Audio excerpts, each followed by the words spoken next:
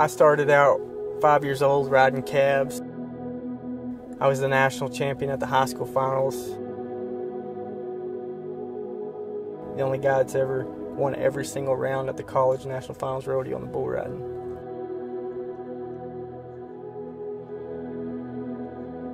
From there I went to professional rodeo, where I've won or placed at every major rodeo in the United States. And won the biggest rodeo in the world, Barretos Brazil.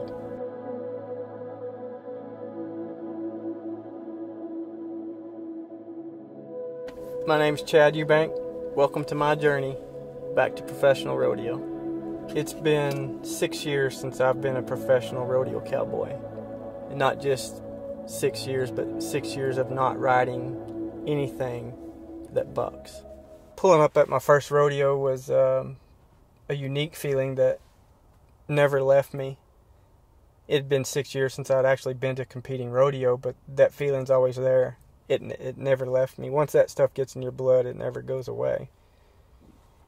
I was a little confused because I'm used to going to professional rodeo where you know exactly what kind of bucking horse you're going to get on. You know when the rodeo is, where it's at, the name of the coliseum or arena. And amateur rodeo is a little different. I had no idea where I was going. It was kind of a crapshoot. Let's just get to Graham, Texas and try to find this arena. That I'm not used to. And then once I got there, all the old feelings were still there. It was the same excitement of, I know I'm going to get to ride something that's going to want to put me on the ground. And I know I'm going to get the opportunity to actually win some money. Walking in and finding the secretary to have to buy my card, it was, like I say, the same feeling having to buy my card. And seeing a lot of the people that I knew from a long time ago. I hadn't seen some of these people last night for about 10 or 12 years. It'd been that long since I'd seen some of these people. And they still knew exactly who I was. And I knew who they were. And what's unique about rodeo is we are one big family. And they welcome me just like the last time I seen them, which was a handshake or a hug. It was no different than seeing them last night, even though it'd been 10 or 12 years. Some of the guys that I've helped started, their parents were there and got to visit with them. I didn't realize they were going to be there, but it gave me a lot more confidence knowing that they were there, that I had help to get on for my first ride back, and then to find out that I had the bucking horse of the year was just outstanding. I mean, when you want to do something, you want to be the best. Well, if you want to be the best, then you got to ride the best. And having that bucking horse of the year was the best horse this rodeo association has to offer. That's what it's about, is getting on the best stock. I do the same thing every time because nothing ever changes. You're always going to saddle your broncs and your bulls the same way. Your equipment's always going to be the same. Every time we come to the rodeo and we get our gear out, it's, we have to put baby powder on our latigos. That way they pull and slide real easy, because leather against leather doesn't move very easy. So if we put baby powder on it, it helps it move.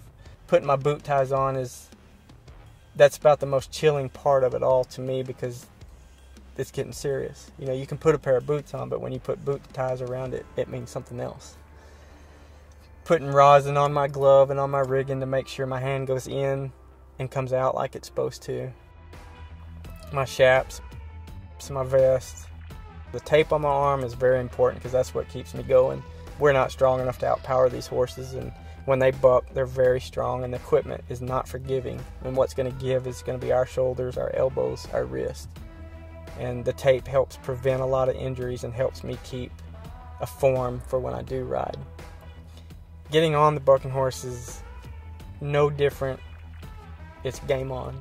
And that's what I've always lived for. Was I like when they're kicking in the box and they're wanting to rear up and they don't want somebody getting on their back, and that's what makes them broncs. My job is to ride him for 8 seconds and show him that you cannot buck me off. His job is to buck as hard as he can and try to put me on the ground to show me that you can't ride me. All those feelings go through my mind as I'm climbing down on him. And it's just man against beast. The time I nod my head, it's go time, obviously, but I have to set up my ride to make it correct, which means I have to mark him out, and I have to be really strong through my legs. They are animals. They have their own brains. They can change from day to day. Specifically, the golden ticket horse that I got on.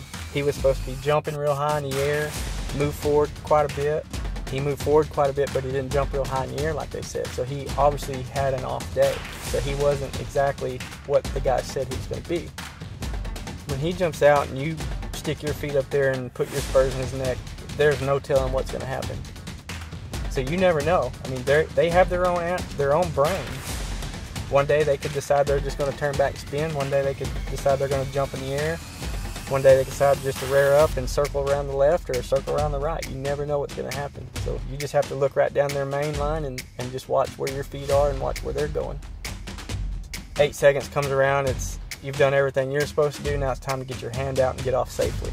My objective is to get off on the pickup man, to not have to get bucked off. So if I'm getting off on the pickup man, whether they got me at the gate and said you missed your horse out and you're disqualified or not, my objective is to be safe. And if I can get to the pickup man, I'm going to be safe.